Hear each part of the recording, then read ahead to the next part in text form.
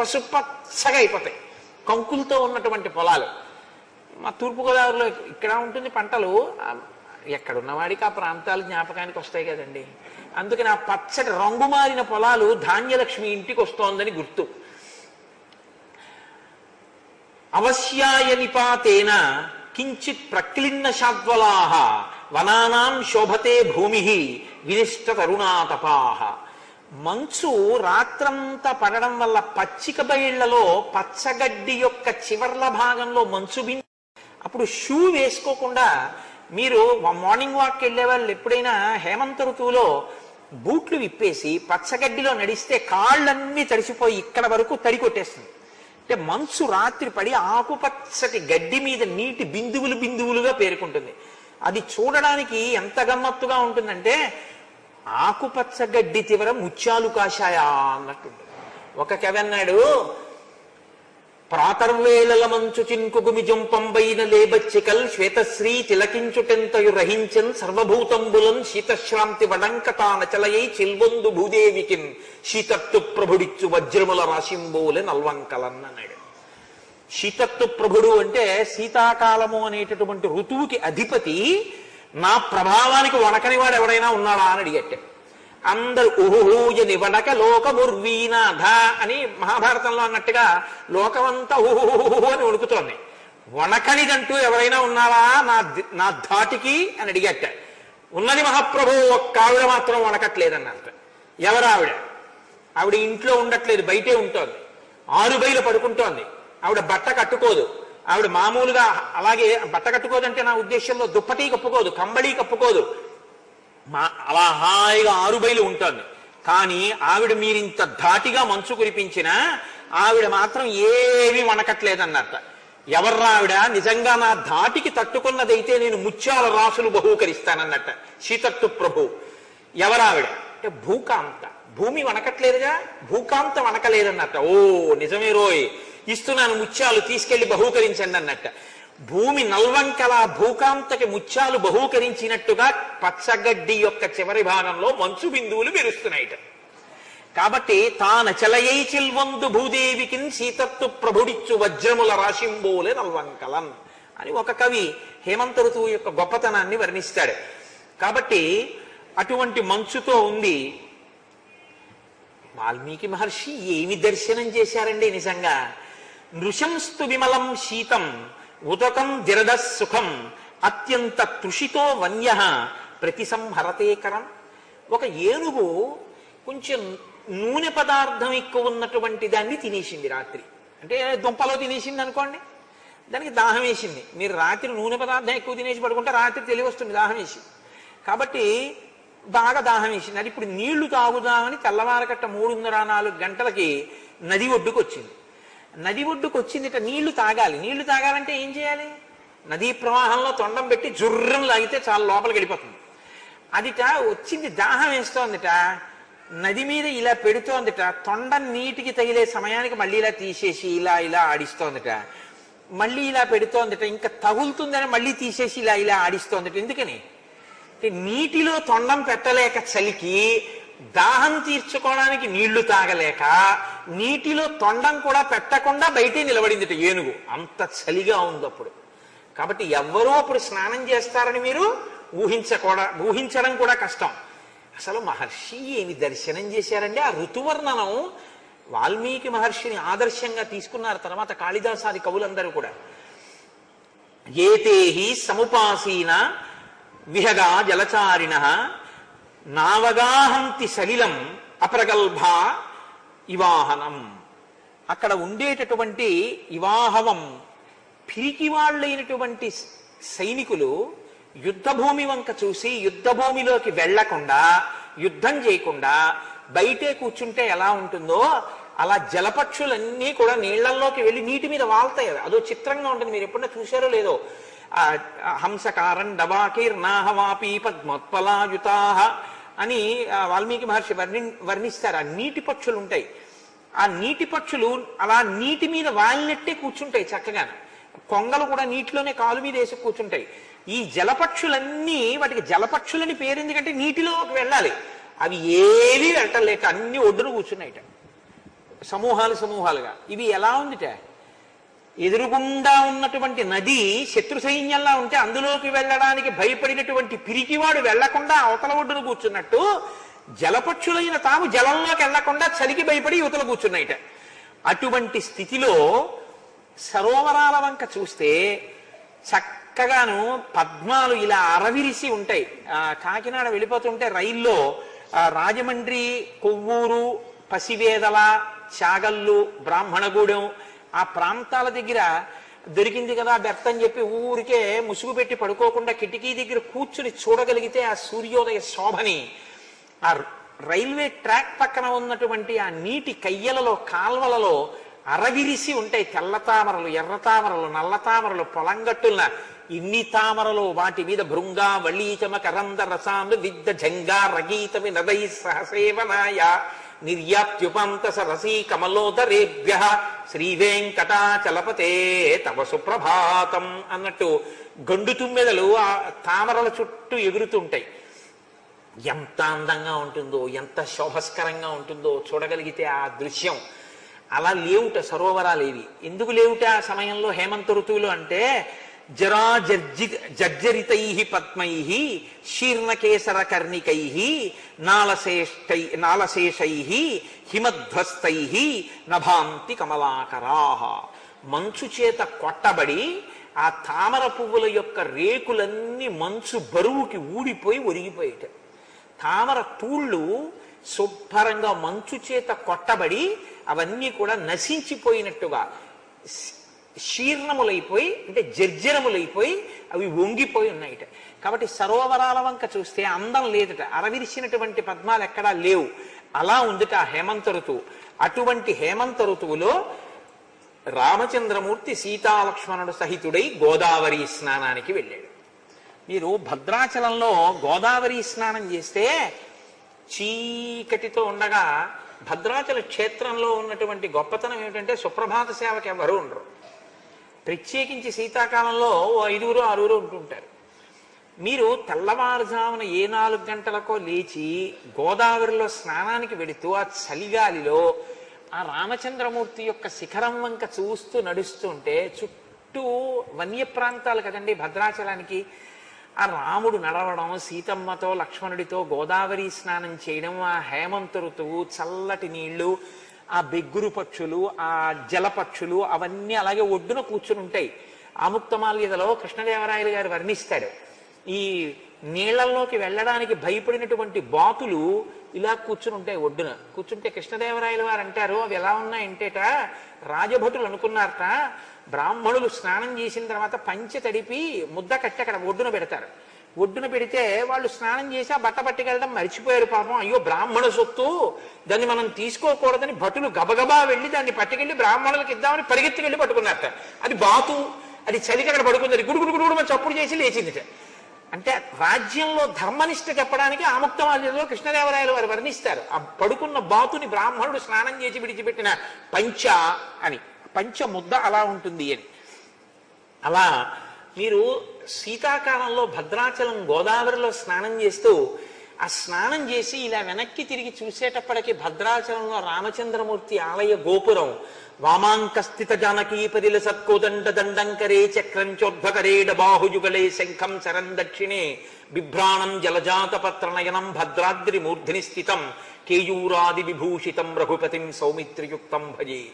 ఆ రామచంద్రమూర్తి, ఆ లక్ష్మణుడు ఆ బాణం పట్టుకుని, ఆ ధనస్సు, ఎడమ తొడ మీద కూర్చున్న సీతమ్మ, సీతమ్మ పాదాలు ఇలా కాళ్ళు 2 దగ్గరికి పెట్టి ఆసనం వేసుకు కూర్చున్న రామచంద్రమూర్తి, ఆ లక్ష్మణమూర్తి, ఆ వైభవం, ఆ రామచంద్రమూర్తి ఆలయం, రామాయణం, హేమంత ఋతువు, చలిగాలి, ఈ పక్షులు ఇవన్నీ మీకు జ్ఞాపకం వచ్చి స్నానం చేసి మీరు అలా ఆలయ శిఖరం వంక చూశారనుకోండి, మీ మనసులో రామాయణం మీ ప్రమేయం లేకుండా అలా తిరుగుతూనే ఉంటుంది. మీరు తిరిగి వచ్చి కాటేసుకొచ్చి సంధ్యావందనం చేసుకుంటున్నా మీకు అలా రామాయణమే మెదులుతుంటుంది. ఎంత గొప్పగా ఉంటుందో భద్రాచల క్షేత్రంలో. అసలు ఈ మార్గశీర్ష పుష్యమాసములు కానీ, కార్తీకం శరదృతువుని కానీ భద్రాచల స్నానంలో అనుభవించాలి మీరు ఎప్పుడైనా. ఎంత అందంగా ఉంటుందో. ఈ మధ్యకాలంలో నేను అనుభవించి అక్కడ ఉపన్యాసాలు చెప్పడానికి వెళ్ళి రామాయణం మీద ఎంత ఆనందం అనుభవించాను. అందులో చెప్పింది రామాయణం, ఉన్నది భద్రాచలం. కాబట్టి ఇప్పుడు రాముడు సీతాలక్ష్మణ సహితుడై, లక్ష్మణుడు వస్తున్నాడు అంటే మామూలుగా రాడు, రాముణ్ణి గురువుగా భావిస్తాడు. అందుకని జలపాత్ర పట్టుకుని వచ్చాడు వెనకాసల. సీతారాములు స్నానం చేశారు, లక్ష్మణమూర్తి కూడా స్నానం చేశారు. ఆ స్నానం చేసే ముందు భరతుడు కూడా అవసరం లేకపోయినా అంతఃపురంలో ఉండగలిగినటువంటి వాడైనా అలా ఉండకుండా జటలు కట్టుకుని నారచీరలు కట్టుకుని అన్నయ్య భూషీనం చేసి ఉంటాడు.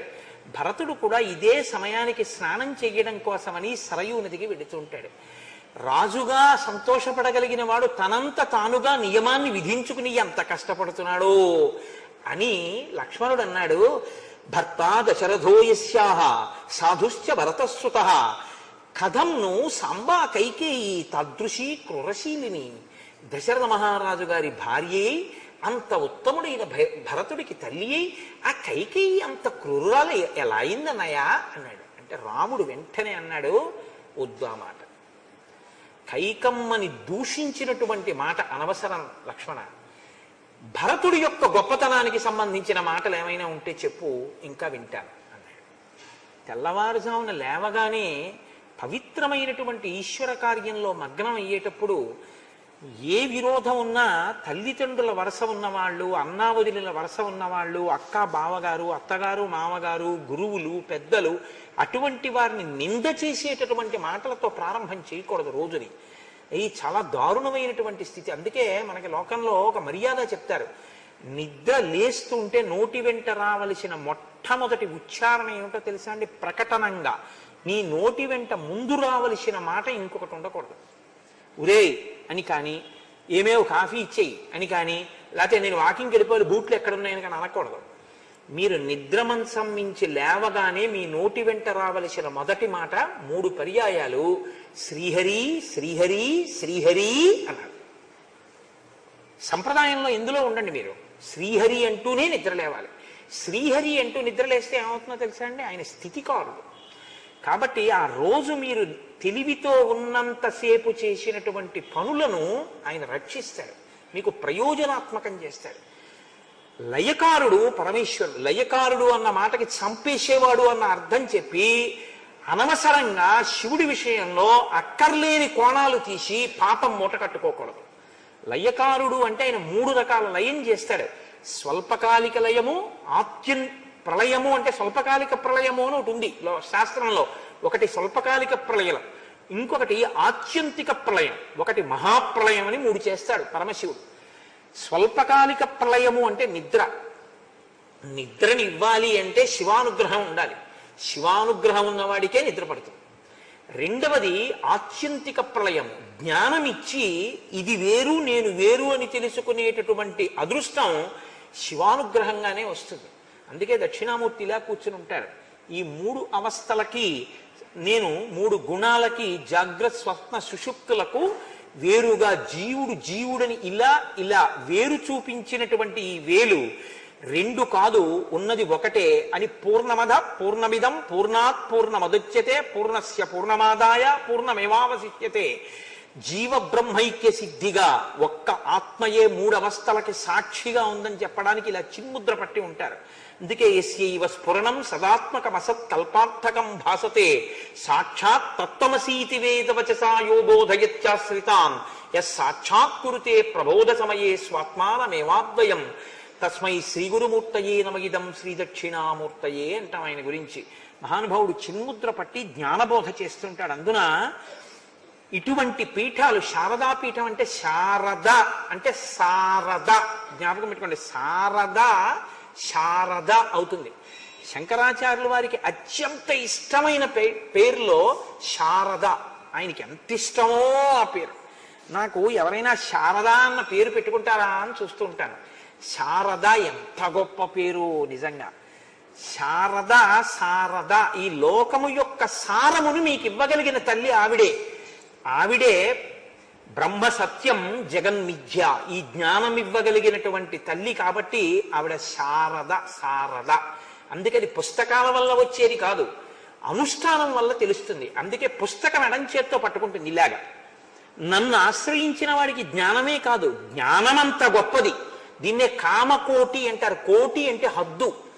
ఇంత జ్ఞానమే ఇవ్వగలిగిన దానిని నేనేమి ఇవ్వలేను అనుకుంటున్నావు? నీకు నేను ఏమైనా ఇచ్చేస్తాను. నా పాదాల దగ్గర నువ్వు పడగలిగితే నీకు నేను ఏదైనా ఇవ్వగలనని చెప్పడానికి కుడి చెయ్యి ఇలా పట్టుకుంటుంది, అభయహస్తం. ఈ కుడివైపు పై చేతిలో అక్షమాల ఉంటుంది ఇలా తిప్పడానికి. గురువులు చెప్పిన విషయం ఏదుందో అది లోపల నువ్వు తిప్పుతూ ఉండాలి. తిప్పితేనే జ్ఞానం ఆవిర్భవిస్తుంది. కాబట్టి తిప్పు అని చెప్పడానికి అక్షమాల పట్టుకుంటుంది. ఎడమ చేతిలో పైన అమృత భాండాన్ని పట్టుకుని చిలుక ఉంటుంది అమ్మవారి దగ్గర.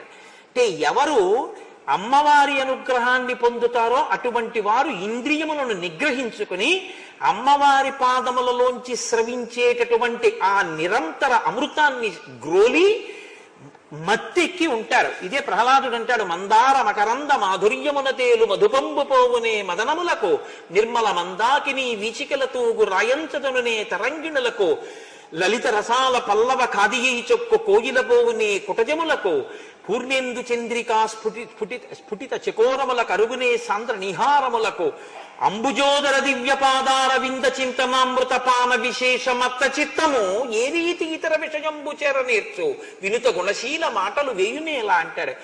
ఆ పరమేశ్వరుని యొక్క పాదార విందములను నిరంతరము మనసులో స్మరించడం వల్ల కలిగేటటువంటి ఆనంద రసామృతమును ధారలుగా గ్రోలడం వల్ల కలిగినటువంటి ఆ సంతోషములో మత్తెక్కి తైతక్కలాడేటటువంటి హృదయం ఇతర విషయముల యందు చేరమంటే ఎలా చేరుతుంది? నా నన్ను ఇవ్వాల నువ్వు లోకం గురించి తిరుగు అంటే ఎలా తిరుగుతాను అని అడిగాడు.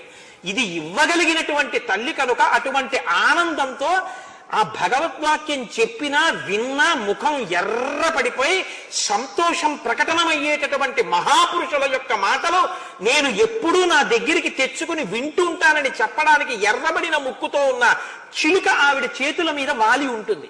అంటే అటువంటి ఆవిడ కావ్యాలాప వినోదిని, ఆ భక్తితో చెప్పేటటువంటి వాళ్ళ యొక్క కావ్యాలాపములను ఆ తల్లి వింటూ ఉంటుంది. అందుకని ఎడం చేతిలో పైన అమృత పాత్ర, దాని మీద చిలుక ఉంటాయి.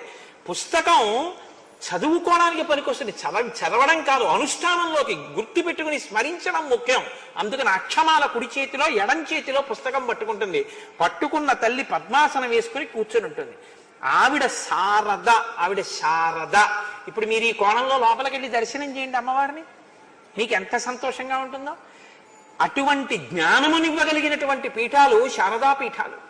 అందుకే శంకరాచార్యుల వారు వీటికి శారదాపీఠము అని పేరు పెట్టారు మహానుభావుడు. శారదాపీఠంలో దక్షిణామూర్తి కూడా ఉండి దక్షిణామూర్తిని మీరు కానీ దర్శనం చేయగలిగితే శారదా అనుగ్రహం పరిపూర్ణమవుతుంది. ఇక్కడ శివాలయంలో మీరు దక్షిణ దిక్కుకి చూస్తే ప్రదక్షిణం చేసేటప్పుడు దక్షిణాన్ని చూస్తూ దక్షిణామూర్తి ఉంటారు. పిల్లలు దక్షిణామూర్తి పాదాల దగ్గర ఉత్తరాభిముఖంగా కూర్చుని ఆయనకి ఎదురుగా దక్షిణామూర్తికి ఉత్తరాభిముఖంగా కూర్చుంటారు. ఎందుకంటే గంగ ఉత్తరానికి కాశీలో తిరిగింది. ఉత్తరంలో మృత్యుంజయుడు ఉంటాడు. దక్షిణామూర్తి ఎదురుకుండా ఉత్తరానికి కూర్చున్న వాళ్ళకి మృత్యుభయం పోతుంది. శివుడు అక్కడ ఉంటాడు, దక్షిణాన యముడు ఉంటాడు. దక్షిణానికి ఆయన తిరుగుతాడంటే మృత్యుబాధ పోతుందంటే జ్ఞానము కలుగుతుంది.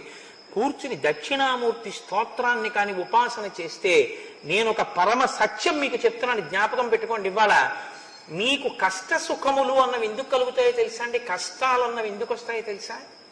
గురుగ్రహం బలహీనమైతేనే వస్తాయి. జాతకంలో ఎటువంటి పాపపు గ్రహాలు ఉండనివ్వండి, గురుగ్రహం యొక్క ప్రభావం ఎక్కువగా ఉందనుకోండి, గురుగ్రహం బలంగా ఉందనుకోండి, అవేం చేయలేవు పాపపు గ్రహాలు. గురుగ్రహం మీద ఉంటుంది ఆధారం అంతా. జాతకం ఆయన ఒక్కొక్కసారి జాతకానికి దొరకడు. గ్రహాలు ఒకలా ఉంటే ఆయన ఒకలా బతుకుతూ ఉంటాడు. ఎలా బతుకుతాడో తెలుసా అండి? ఆయన గురుగ్రహం ఆయనకి బలంగా ఉంటుంది. గురుగ్రహం బలంగా ఉండాలి అంటే శంకరాచార్య స్వామి వారు ఈ జాతికి పెట్టిన భిక్ష దక్షిణామూర్తి స్తోత్రం. దక్షిణామూర్తి స్తోత్రాన్ని రోజు ఎవరు తప్పులు లేకుండా చదువుతారో, దక్షిణామూర్తిని ఉపాసన చేస్తారో వాళ్ళకి గురుగ్రహం యొక్క అనుగ్రహం కలుగుతుంది. గురుగ్రహం యొక్క అనుగ్రహం కలిగితే బుద్ధి విశేషంగా వికసనం పొందుతుంది. రెండు, వాళ్ళకి పాపపు గ్రహములు వాళ్ళని ఏం చేయలేవు. వాళ్ళు సంతోషంగా ఉండగలుగుతారు జీవితంలో. అటువంటి దక్షిణామూర్తి మీకు ఇక్కడ శారదాపీఠంలో ఉన్నారు. చక్కగా మీరు ఉపన్యాసానికి వచ్చే ముందు ఒక్క పావుగంట ముందొచ్చి ఆ దక్షిణామూర్తిని ఒక్కసారి నిలబడి నమస్కారం చేసి, ఏమి స్తోత్రం అండి దక్షిణామూర్తి స్తోత్రం? దేహం ప్రాణమపీంద్రియత్యపి చలాం బుద్ధించ శూన్యం విదు స్త్రీ బాలాం దజడోపమాస్త్వహమితి భ్రాంతా భృశం వాదినః మాయాశక్తి విలాస కల్పిత మహావ్యామోహ సంహారిణే తస్మై శ్రీ గురుమూర్తయే నమగిదం శ్రీ దక్షిణామూర్తయే. ఏమి మాట్లాడతారో ఆయన అందులో.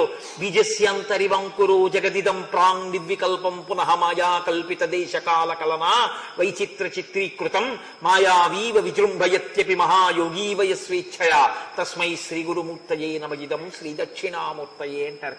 ఏమి దక్షిణామూర్తి స్తోత్రమో! శంకర భగవత్పాదులు ఈ జాతికి అందించినటువంటి అమూల్యమైన వజ్రాల్లో దక్షిణామూర్తి స్తోత్రం ఒకటి. ప్రతి వారికి నోటికొచ్చి ఉండాలి దక్షిణామూర్తి స్తోత్రం. మౌనవ్యాఖ్యా ప్రకటిత పరబ్రహ్మతత్వం యువానం వర్షిష్టాం తే వసదృశిగణైరవృతం బ్రహ్మనిష్టై ఆచార్యేంద్రం కరకలిత చిన్ముద్రమానంద రూపం స్వాత్మారామం ముదితవదనం దక్షిణామూర్తి మీడే. దక్షిణామూర్తి స్తోత్రాన్ని రోజు అందరూ చదువుకుంటే గొప్ప అనుగ్రహాన్ని పొందగలుగుతారు. శంకరులు ఇచ్చారు, అనుష్ఠించుకోవడం మన వంతు. ఇటువంటి పీఠంలో నేను అటువంటి మాట చెప్పకపోతే ఆ ఉపన్యాసానికి అర్థం ఉండదు, కాబట్టి దాన్ని కలపవలసి వచ్చింది. ఇప్పుడు సీతారాములు లక్ష్మణ సహితులై ఆ గోదావరి నదిలో స్నానం చేస్తే ఎలా ఉందోట తెలుసా అండి? మహర్షి అంటారు, వాళ్ళ ముగ్గురు స్నానం చేసి రావడాన్ని ధార్మిక నిష్టగా మీరు చూడండి. తెల్లవారుజామున అంత చలికాలంలో మృగాలు కూడా ముడుచుకు పడుకుంటే రాముడు మాత్రం ఒకానొకప్పుడు చెప్పాడు విశ్వామిత్రుడు, కౌసల్యా సుప్రజా రామ పూర్వా సంధ్యా ప్రవర్తతే ఉత్తిష్ట నరశార్దూల కర్తవ్యం దైవమాన్నికం. ఆయన సంధ్యావందనం చేయాలి, అది గుర్తుంది. అంత చలిలో కూడా తెల్లవారుజామున లేచి నదీ స్నానం చేస్తాడు. చేసి వచ్చి దైవ కార్యాన్ని నిత్యాగ్నిహోత్రాన్ని చేస్తాడు రామచంద్రమూర్తి. ఎంతటి ధార్మికుడో, ఎంతటి ధర్మాన్ని పట్టుకున్నవాడో మనకి చూపిస్తాడు. కాబట్టి ఇప్పుడు ఆ స్నానం చేసి వస్తున్నటువంటి రాముడు లక్ష్మణుడు సీతమ్మతో వస్తే ఎలా ఉన్నాడంటేట, కృతాభిషేక సరరాజ రామ సీతాద్వితీయ సహ లక్ష్మణేన కృతాభిషేకో గిరిరాజపుత్ర్యా రుద్రస్స నందీ భగవానివేశ. తెల్లవారుజామున హిమాలయ పర్వత ప్రాంతాలలో ఉండేటటువంటి మందాకినీ నదిలో స్నానం చేసి పార్వతీ సహితుడైనటువంటి పరమేశ్వరుడు నందీశ్వరుడితో కలిసి మందాకినీ నదిలోంచి హిమాలయ పర్వతాల మీద నడుస్తుంటే ఎలా ఉంటాడో రామచంద్రమూర్తి సీతాలక్ష్మణ సహితుడై అలా ఉన్నారు. సీతారామ లక్ష్మణుల యందు పార్వతీ పరమేశ్వర నందీశ్వర దర్శనాన్ని వాల్మీకి మహర్షి చేయించారు. పిచ్చి వెర్రి పెట్టుకుని శివుడు వేరు కేశవుడు వేరు అని దెబ్బలాడుకోకూడదు. రామాయణం చదివితే ఇద్దరూ ఒక్కటే. ఆ దర్శనం ఎవరు చేశారో వారు కృతార్థులయ్యారు. భాగవతం చేస్తుంటే పోతన గారికి చిన్ని కృష్ణుడికి అమ్మ ఒంటి నిండా చక్కగా అలంకారం చేసి చిన్న కొప్పేసి కొప్పుకు ముత్యాల సరాలు పెట్టి ఆ బుజ్జి బుజ్జి కాళ్ళకి మంజీరములు పెట్టి, అంటే గజ్జెలు పెట్టింది కొత్తగా పెట్టి, పట్టుదట్టి ఓటి కట్టి విడిచిపెట్టింది. రామ ఆడుకో, కృష్ణ ఆడుకో అంది. రామాయణం ప్రభావం భాగవతం మీద పడుతోంది. కృష్ణ ఆడుకో అంది. అంటే ఆ చిన్ని కృష్ణుడు పాకుతున్నాడు. పాకుతున్నప్పుడు వెనక పాదాలు గల్ గల్ గల్ అన్నాయి. ఆగిపోయి ఒక్కసారి కూర్చుని ఇలా కాళ్ళ వంక చూసుకుని భయపడిపోయిన వాళ్లే చూసేట. యశోద చూసి దగ్గరికి వచ్చి ఆ కాలు తీసి చేతిలో ఇలా కొట్టి, గజ్జెలు నాన్న, నీకు గజ్జెలు పెట్టాను, భయం లేదు, పాకు అందిట. అంత దూరం పాకేట కాళ్ళకి ఏమిటో గల్ గల్ అంటే అమ్మ ఎంత చెప్పినా భయం వేసి అమ్మ వంక తిరిగాట. అమ్మ నవ్విందిట పక్కున. నవ్వితే భయం వేసిన వాళ్ళ గబగబ పాకుతూ వస్తే గబగబ గజ్జెలు గల్ గల్ గల్ గల్ అన్నాయిట. గబగబ పాకుతూ వచ్చి రెండు చేతులు ఎత్తి అమ్మ ఒళ్ళో వేసేసి తలమ్మ ఒళ్ళో దాచేసుకున్నట్ట. నీ భయాన్ని చూసి నిజంగా భయానికి భయం వేసింది కృష్ణ, ఎంత భయం నటించావయ్యా అంది ఆ మహాతల్లి కుంతీదేవి. అంత నటిస్తే మట్టిలో ఆడుకుంటున్నటువంటి చిన్ని కృష్ణుణ్ణి చూసి పోతన గారికి దర్శనమైంది భాగవతం దశమస్కంధంలో. ఏమనో తెలుసా అండి? తనువునంటిన ధరణీపరాగంబు పూచిన నిరిభూతి పుతగాగా ముందర వెలుగొందు ముక్తాలలామంబు తొగల సంగటిగాని తునకగాగా ఫలభాగంబుపై పరగు నావిరిబొట్టు కాముని కాల్చిన కన్నుగాగా కంఠమాలికలోని ఘననీల రత్నంబు కమనీయమగు మెడ కప్పుగాగా హరవల్లులొరగ హరవల్లులు కాగ బాలలీల ప్రౌఢ బాలకుండు శివుని పగిది నొప్పి శివునకును తనకును వేరులేమి తెలియ వెలయునట్టు అన్నారు పోతన గారు. ఆయనకైంది ఆ దర్శనం. తనువునంటిన ధరణీ పరాగంబు పూసిన నిరిభూతి పూతగాగా. చిన్ని కృష్ణుడు ఒంటి మీద మట్టి పోసుకుంటే విభూతి రాసుకున్న పరమశివుళ్ళ ఉన్నట్ట బాలశంకరుళ్లాగా. నమ కపర్దినీచ యుక్తకేశాయచ అని రుద్రంలో మంత్రం. కపర్దినీచ అంటే జటాజూటం ఉన్నవాడు, యుక్తకేశాయచ అసలు జుత్తు లేని బోడిగుండు ఉన్నవాడు. బోడిగుండున్న శివుడు ఎక్కడున్నాడన్నారు శంకరాచార్యుల వారే బోడిగుండున్న శివుడు. శంభోర్మూర్తిశ్చరతి భువనే శంకరాచార్య రూప. ఆ శంభుమూర్తే ఈ భూమి మీద శంకరాచార్యుల వారిగా తిరుగుతున్నారు. వచ్చేస్తోంది కదండి శంకర జయంతి, మనసటు పోతోంది అస్తమానం. కాబట్టి శంభోర్మూర్తిశ్చరతి భువనే శంకరాచార్య రూప. అటువంటి మహానుభావుడు కాబట్టి ఒంటి నిండా విభూతి పూసుకున్నటువంటి చిన్ని శివుడు చిన్ని కృష్ణుల్లో కనబడ్డట్ట. అమ్మ ఇక్కడ ముత్యాల సరాలు పెడితే పోతన గారికి ఎలా కనపడ్డట? చంద్రవంకని పెట్టుకున్నటువంటి శివుని యొక్క జటాజూటం కనపడుతోంది. ఆయన కంఠం మీద నల్లటి మచ్చ ఉంటుంది, హాలాహలాన్ని భక్షించాడు కదా. నేను ఆ నీలపతాక వేసింది అమ్మ మెళ్ళో చిన్ని కృష్ణుడికి. దాని కాంతి కంఠం మీద కొడితే నీలకంఠుడైనటువంటి పరమశివుడు కనబడుతున్నట్ట. నాకు శివుడికి కృష్ణుడికి తేడా లేదో పోతనా చూసావా అని కృష్ణుని యందు శివుని యొక్క దర్శనం చేయించినట్టుగా నాకు కృష్ణుల్లో శివుడు కనబడ్డాడు అభేదంగా అని పోతన గారు పద్యం రచన చేశారు భాగవతం దశమస్కంధంలో. పెద్దలైనటువంటి వారందరికీ శివకేశవ భేదం లేకుండా ఉన్న ఒక్క పదార్థమే కనపడింది. ఆ ఒక్క పదార్థమే అనేకమైనటువంటి రూపాలు పొందుతోంది తప్ప అసలు నిజానికి అన్ని లేవు, ఉన్నదొక్కటే. ఏకస్త్వమేవ బహుధా భవమాసి లోకే నిశ్శంకధీర్వృషభకేత నమల్లినాథ శ్రీభ్రామరీప్రియ సుఖాశ్రయ లోకనాథ శ్రీమల్లికార్జున విభో తవ సుప్రభాతం అంటాను. మల్లికార్జున సుప్రభాతం చేస్తే శివాలయంలో ఉన్న ఒక్కడివే ఈశ్వర మూడుగా మారుతున్నావు అంటారు. పోతన గారు అంటారు భాగవతంలో, మూడు మూర్తులకును మూడు లోకములకు మూడు కాలములకును మూలమగుచు భేదమగుచు తుదిక భేదమయ్యొప్పారు బ్రహ్మమనగ నీవే పాలనయన అంటారు. కాబట్టి వాల్మీకి మహర్షికి ఆ రామచంద్రమూర్తి సీతమ్మతో లక్ష్మణుడితో స్నానం చేసి వస్తుంటే నందీశ్వరుడు పార్వతీదేవితో స్నానం చేసి వస్తున్నటువంటి పరమశివుడు కనపడ్డాడు. నిజంగా అలా స్నానం చేసి వస్తున్నటువంటి నా తల్లిదండ్రులు ఒక్కసారి కళ్ళ ముందు కనబడ్డారనుకోండి ఐశ్వర్యం కలుగుతుంది. తెలుసా అండి? ఎందుకో తెలుసా? ప్రాతర్నమామి అని శంకరాచార్యులు వారు కనకధారా స్తోత్రం చేస్తూ దిగ్గస్థిభి కనక కుంభ ముఖావ సృష్ట సర్వాహిని విమలచారు జలప్లుతాంగీం ప్రాతర్నమామి జగతాం జననీమశేష లోకాధినాద గృహిణీం అమృతాబ్ధిపుత్రీం అంటారు. ఆ దిగ్గజములు అమృత భాండములతో నీళ్లు పోస్తుంటే తడిసినటువంటి శరీరం ఉన్న లక్ష్మీదేవిని దర్శనం చేస్తే ఐశ్వర్యానికి కారకం అవుతుంది. పార్వతి ఒకరు లక్ష్మి ఒకరు కాదుగా, నేను ఇప్పుడేగా మీకు చెప్పింది. కైలాసే పార్వతీత్వం చ క్షీరోదే సింధు కన్యకా స్వర్గే స్వర్గలక్ష్మిస్తం మత్స్యలక్ష్మిశ్చ భూతలే వైకుంఠే చ మహాలక్ష్మిర్దేవదేవి సరస్వతి గంగా చ తులసీత్వం చ సావిత్రి బ్రహ్మలోకగా కృష్ణ ప్రాణాది దేవీత్వం గోలోకే రాధికాస్వయం రాసే రాసేశ్వరీత్వం చ అని ఆ తల్లి చెట్ట చివరికి వచ్చేటప్పటికి గృహలక్ష్మి గృహే గృహే, ప్రతి ఇంటిలో ఉన్నటువంటి ఇల్లాలు ఆ తల్లి యొక్క స్వరూపమే, అమ్మవారి యొక్క స్వరూపమే. సహస్ర శీర్షవదన. ఇప్పుడు అమ్మవారిని ఎక్కడ చూస్తావు? లోపల ఉన్న శారదే ఇదిగో ఇక్కడ ఇన్ని ముఖాలతో ఉంది. ఇది మనకి వేదం నేర్పినటువంటి రహస్యం. అలా చూడడం నేర్చుకో అని అది వాల్మీకి మహర్షి రామాయణంలో మనకి ఉద్బోధ చేస్తారు.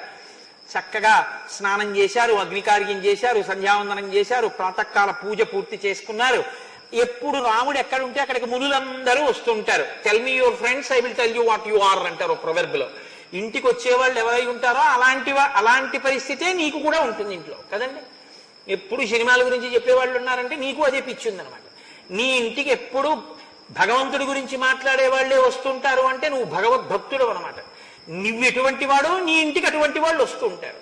కాబట్టి రుక్మిణీ కళ్యాణంలో అదేగా చెప్తారు, ప్రతిరోజు భీష్మకుడు ఇంటికి భగవద్భక్తులు వచ్చి మాట్లాడబట్టి అది విన్నటువంటి రుక్మిణీదేవికి కృష్ణుని యందు ప్రీతి అంకురించింది. లేకపోతే ఎలా అంకురిస్తుంది? కాబట్టి ఇప్పుడు మునులందరూ వచ్చారు, వాళ్ళతో భగవత్ కథా ప్రసంగం చేస్తున్నారు రామచంద్రమూర్తి.